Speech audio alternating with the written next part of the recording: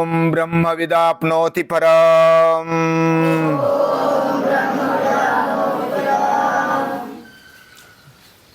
तेषाभ्युक्ता सत्यं ज्ञानमनन्तं ब्रह्म यो वेद निहितं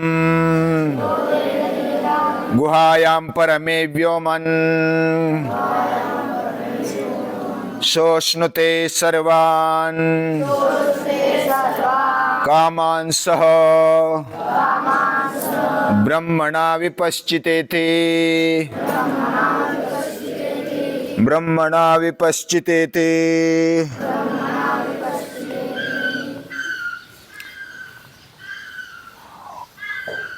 ब्रह्मानंदवल्ली की शुरुआत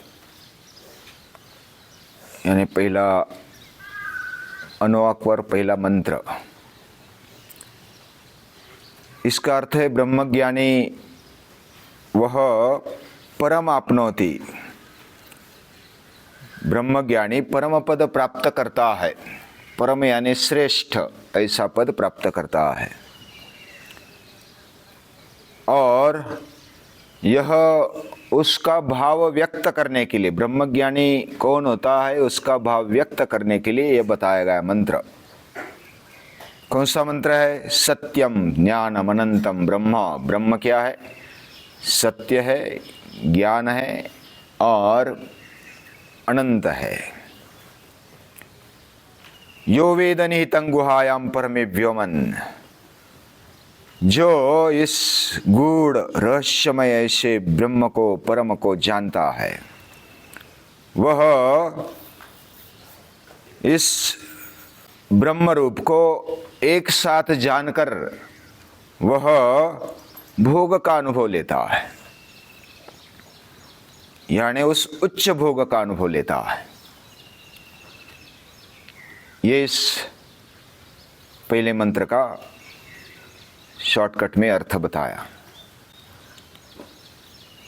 शिक्षावल्ली में शिष्य अपने गुरु के पास से निकलते समय वह उपदेश की शिदोरी साथ में लेकर के चलता है, लेकिन उसके पांव आगे बढ़ते नहीं।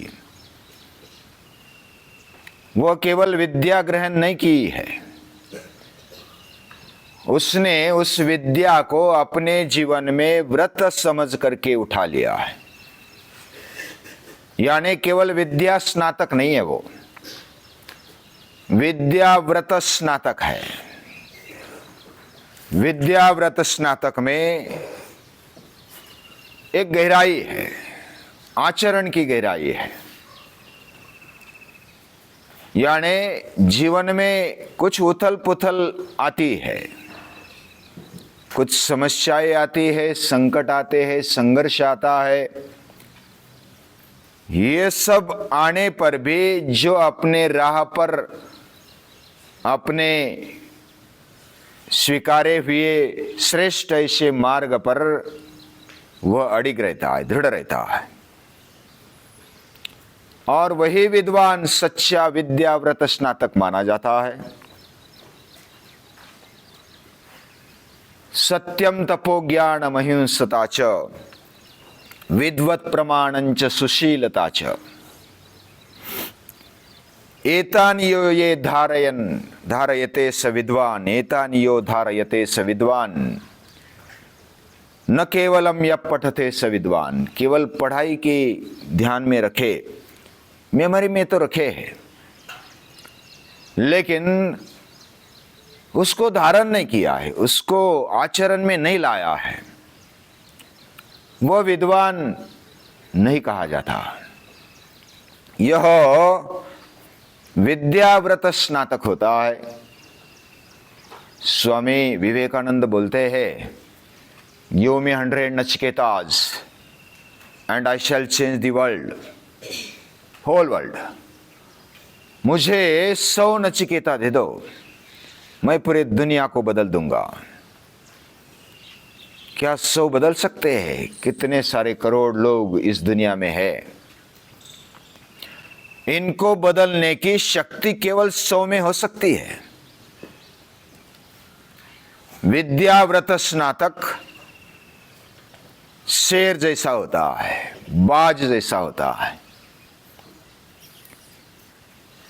बाज जब आता है, बाज पक्षी पता है ना, गरुड़ समझो, वो जब आकाश में ऊपर और दिखता है तो लाखों पंछी वो भागने लगते हैं। एक बाज लाखों पंछियों को भगाता है। एक शेर पूरे जंगल को दहाड़ के भय से ग्रस्त कर देता है। हिम्मत आहे. अवघाची संसार सुखाचा करीन, आनंदे भरीन तिन्ही लोक. आज विद्यार्थी यूनिवर्सिटी से बाहर आता है तो वो लाचार बनकर आता है, भीख मांगता है, मुझे नौकरी दे दो, मुझे कुछ दे दो, और फिर भी नहीं मिलता, रोता बैठता है, आत्महत्या करता है. लेकिन विद्याव्रत स्नातक जब आता है तो राजा उसके सामने नतमस्तक हो जाता है. पहले काल में ऐसा बोला जाता है, कोई गर्भवती स्त्री आ जाए, कोई विद्याव्रत स्नातक आ जाए, यानी गुरुकुल का विद्यार्थी आ जाए, तो उसके सामने राजा भी उनको सम्मान देकर उनको रास्ता देता है. पता नहीं ये कितना बड़ा है, महापुरुष है. पता नहीं गर्भवती के स्त्री के अंदर, पेट के अंदर महान महापुरुष जन्म लेता है. ये भगवान का अंश है. यह अपने जीवन में दृढ़ता रखता है. और ऐसा विद्याव्रत स्नातक जब एक मिले तो जैसा एक बाज पंछी लाखों पंछियों को डराता है, उनको उड़ने पर मजबूर करता है, वैसा एक शेर भी जंगल में लाखों प्राणियों को डरा देता है. हिम्मत है, बल भी है, और ये ताकत हर मनुष्य में होती है. ये आचार्य उसको उपदेश देते हैं. और ऐसे विद्याव्रत स्नातक शिष्य जब तपोवन से, गुरुकुल से विदाई लेते हैं, तो अभी मैं इधर से जाना नहीं चाहता, इतना प्रेम आपने दे दिया, इतने सारे, बहुत सारी गहरी बातें मुझे बता दी, मेरा जीवन ऊंचाई की ओर ले जाने के लिए आपने अपार कष्ट किया, और मैं आपको छोड़कर नहीं जा सकता. माता पिता से भी बढ़कर, जो अपने हैं अपनों से भी बढ़कर आपने मुझे संभाला, तो मैं इधर से जाना नहीं चाहता. लेकिन आप बताते हैं कि अपना कर्तव्य करना चाहिए, तो भावना से भी बढ़कर, भाव से भी बढ़कर वह कर्तव्य की ओर बढ़ता है. भावना या तो फीलिंग्स, इमोशन छोड़ना है, ऐसी बात नहीं है. लेकिन जब हमें जीवन मिला है तो इस हमारे रोल को आनंद से निभाओ. हमें जो भगवान ने दिया हुआ शरीर है, जन्म है, उसको सही पहचान कर आगे बढ़ो. यहां तक शिक्षावल्ली समाप्त हो जाती है. गुरु उपदेश दे देते हैं, और आगे इस ब्रह्मानंदवल्ली में, ब्रह्मवल्ली में शुरुआत होती है ओम से. ओम यह प्रतिनाम है ब्रह्म का. तस्य वाचक प्रणवः, उसका नाम ये प्रणव है. प्रणव से, ओंकार से उसका उच्चारण किया जाता है. अ, उ और म, ये 3 अक्षर वाला ये मंत्र है. ये मंत्र सामान्य नहीं है। ओम ब्रह्मविदाप्नोति परम, और ब्रह्मविद ब्रह्म को जानने वाला श्रेष्ठता को, श्रेष्ठ को प्राप्त करता है।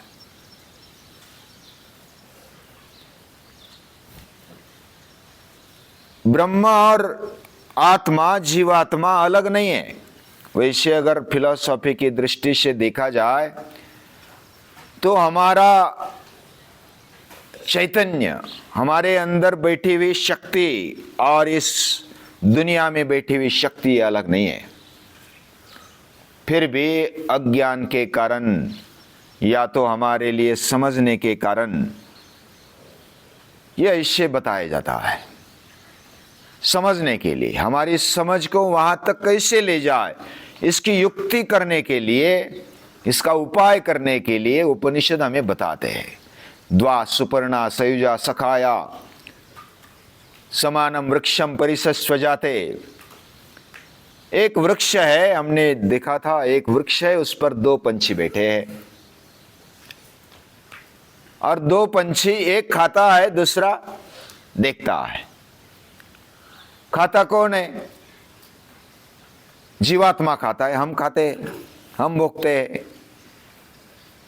खाते मतलब हमेशा खाते रहते ऐसा नहीं। खाने का मतलब आंखों से भी हम अपना विषय लेते हैं, कानों से भी विषय लेते हैं, हर इंद्रियों से हम कुछ ना कुछ लेते रहते, ग्रहण करते हैं।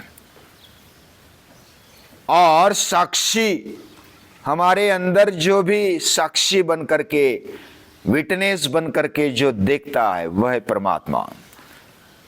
जीवात्मा और परमात्मा दोनों साथ में, एक देखता है एक खाता है,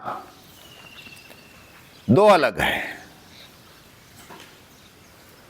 अभी शुरुआत में हमने देखा कि वैसे तत्वता देखा जाए तो दोनों अलग नहीं है। आकाश कभी अलग हो सकता है, पानी कभी, समंदर का पानी पानी से अलग हो सकता है। पानी तो पानी है, वो एक रूप है। आकाश तो आकाश है, वो मटके का अंदर का हो बाहर का हो, मटका फूट गया, आकाश वही है। लेकिन हमारे लेवल पर उपनिषद उतरते हैं और कुछ बातें बताते हैं। जैसे कोई गांव में यात्रा होती है, जत्रा या तो यात्रा, उसमें बहुत भीड़ होती है, बहुत सारे खिलौने होते हैं, और कोई बाप और बेटा यात्रा को देखने के लिए जाते हैं। देखते देखते जो बेटा है ना, छोटा है, वह झूले की ओर देखने लगता है। वो गोल गोल फिरता है झूला, उसको बहुत अच्छा लगता है। वो देखते देखते उसमें मशगूल हो जाता है। बाप भूल जाता है, थोड़ी देर वो चल रहा है पीछे, ऐसा समझ करके वो आगे बढ़ते। भीड़ है, अभी थोड़े आगे चले गए तो उनको पता चला, अरे बेटा किधर गया। बेटा भी थोड़ी देर देखने के बाद इधर उधर देखता है, पिता किधर गए। दोनों एक दूसरे को ढूंढते हैं और बेचैन हो गए। बाप भी बेचैन है, ये बेटा कहीं खो न जाए, कहीं इधर उधर भटक न जाए। और पुत्र को भी लगता है, बेटे को भी लगता है कि बाप बिछुड़ न जाए मेरे से। बेटा रोने लगता है, बाप चिंतातुर होता है, क्या किया जाए। दोनों भटकते हैं। ये कहानी है। हमारा जीवन भी वैसा है, यानी हम भगवान से भटक गए, ब्रह्म से भटक गए। हमें समझ में नहीं आता वो किधर है, कहाँ है, देव कहाँ है, ईश्वर कहाँ है, ब्रह्म कहाँ है, समझ में नहीं आता। और वो जो प्राप्त करना है वो अंतिम सिद्धि मानी जाती है। ब्रह्मविदाप्नोति परम, वो परम यानी श्रेष्ठ, अत्युच्च ऐसी सिद्धि है। और ऐसी सिद्धि प्राप्त करने के लिए क्या चाहिए? क्या चाहिए? एक बार क्या हुआ, अंधेरे में एक आदमी लालटेन, लालटेन पता है ना? हाँ, लालटेन लेकर एक आदमी अंधेरे में घूम रहा है रास्ते में। बहुत सारे लोग देख रहे हैं और वो इधर जाता है, उधर जाता है, इधर जाता है, ऐसे जगह पर घूम रहा है, कुछ देख रहा है। तो कुछ लोगों को लगा कि ये कुछ उसका पैसा गिरा होगा, कुछ महत्वपूर्ण गिरा होगा, कुछ खोया होगा, और इसलिए देख रहा है। कोई कोई बोलते हैं पागल है, ये जगह ही घूमता है, इधर जाता है, उधर जाता है, उधर जाता है, क्या देखता है, बहुत देर हो गई, कुछ पता नहीं चल रहा है। तो बहुत देर होने के बाद एक ऐसा सज्जन आदमी आता है, वो पूछता है, भैया आप क्या ढूंढ रहे हो? लालटेन लेकर घूम रहे हो, क्या ढूंढ रहे हो? तो वो बोला कि मैं लालटेन ही ढूंढ रहा हूं। अभी उसके हाथ में लालटेन है और क्या ढूंढ रहा है? लालटेन ही ढूंढ रहा है। वैसे आज के भक्तों के, आज के जो पूजा करने वाले हैं, उनकी स्थिति हो गई है। उनके पास ही भगवान है, उनके पास ही ब्रह्म है, और वह ढूंढ रहा है भगवान को। काशी जाता है, रामेश्वर जाता है, केदारनाथ जाता है, बद्रीनाथ जाता है, द्वारका जाता है, जगन्नाथपुरी जाता है, भगवान को कहाँ कहाँ पर नहीं ढूंढता। बहुत सारे देव दर्शन करता है, भीड़ के मारे वो बहुत परेशान हो जाता है, भगवान नहीं मिलता। किसी को लगता है कि ये कितना भक्त है, भगवान को ढूंढ रहे, भगवान की भक्ति कर रहे। कोई बोलते है कि इसको, ये पागल है, ये तो बस पागल बन गया, इधर जाता है, उधर जाता है, क्या करता है पता नहीं चलता। और उसको पूछने का भी कुछ डेयरिंग नहीं करते। लेकिन एकाध विचार करने वाला उसके पास जाता है, तू पूजा कर रहा है, क्या कर रहा है, किधर उधर क्यों भटक रहा है? बोले कि मुझे कुछ धन नहीं चाहिए, मुझे कुछ ऐसा ये भी नहीं चाहिए, कुछ संपत्ति नहीं चाहिए, कुछ प्रतिष्ठा नहीं चाहिए, कुछ सत्ता नहीं चाहिए, कुछ नहीं चाहिए, लेकिन भगवान चाहिए, और भगवान को ढूंढ रहा हूं। यहां तक जाना भी बड़ा मुश्किल होता है। हम तो धन में ही अटके, संपत्ति में अटके, पद प्रतिष्ठा में अटके, सत्ता में अटके। वो वहां से निकलकर भगवान के पीछे लग गया है, वो भगवान में अटका है। तो विचार करने वाला पूछता है, तू क्या ढूंढ रहा है, क्यों ढूंढ रहा है? तो वो पूछता है, वो बोलता है कि मैं भगवान को ढूंढ रहा हूं। तो भगवान किधर है? किधर ढूंढने के लिए जा रहा है तू? लेकिन मंदिर में जा रहा हूं, तीर्थ स्थान में जा रहा हूं, चारों धाम कर रहा हूं, भगवान ढूंढ रहा हूं। तो भगवान ढूंढते ढूंढते उसके पैर थक गए, फिर भी भगवान नहीं मिला। जप करते करते उसकी गला सूख गया, भगवान नहीं मिलते। तो जैसा लालटेन वाला ढूंढ रहा है, लालटेन हाथ में लालटेन है और लालटेन ढूंढ रहा है, वैसा तू जो चल रहा है ना, वो विचारवान बोलता है, तू जिस ताकत से चल रहा है वो ताकत किसकी है?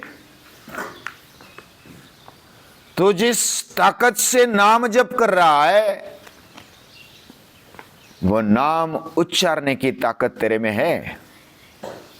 वह कौन सी ऐसी ताकत है तू शब्द का उच्चारण करता है? कहां से आता है? कौन ऐसी ताकत है? ऐसा पूछने वाला कोई मिलता है और फिर उसकी आंखें खुल जाती है।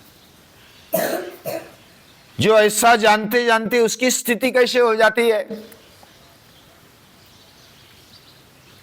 एक बार उसको जान लिया तो श्रेष्ठता को प्राप्त कर लेता है। लेकिन उसकी स्थिति पहले तो ऐसे भटकते भटकते वो परेशान हो जाता है। लेकिन अभी मेरे पास है तो मुझे क्यों समझ में नहीं आता, यहां पर वो अटक जाता है, वह फिर अंतर्मुख हो जाता है और अंतर्मुख होकर के वह विचार करने लगता है। क्या विचार करेगा वो आगे सोचेंगे। अभी हर रोज हम थोड़ा थोड़ा सोचेंगे, लेकिन ये बहुत ही बढ़िया ऐसा उपनिषद है, उसमें कुछ कथाएं आएंगी, कुछ ब्रह्म हमारे अंदर ही है और उसको जानकर हमें क्या लेना है, क्या देना है, जीवन क्यों है, क्या है, ये सब उसके आसपास का समझने का हम प्रयास करेंगे। अभी हम समझते ऐसा बोलते हैं, लेकिन वास्तविकता हमारे पास ही वो है, सत्यम, सत्य रूप है, ज्ञान रूप है, अनंत है। तो वह क्या है वो आगे देखेंगे। आज के लिए इतना ही। सभी को नमस्कार है, प्रणाम है।